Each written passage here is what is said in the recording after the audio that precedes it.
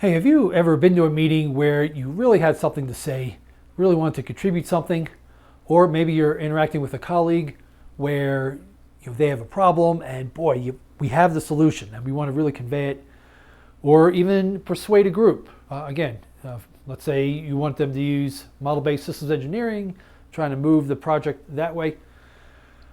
What I've found works, and it's not always easy, is to lead with listening.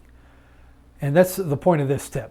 If we have something to say, if we can listen and then couch what we need to say with the other person in mind, their perspective, their map of the world, if you call it that, their mind map, that way what we say is going to have a better chance of landing.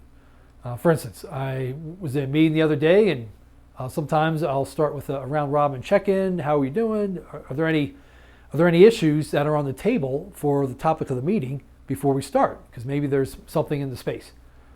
Well, turns out a good friend of mine had to put his dog down the previous weekend.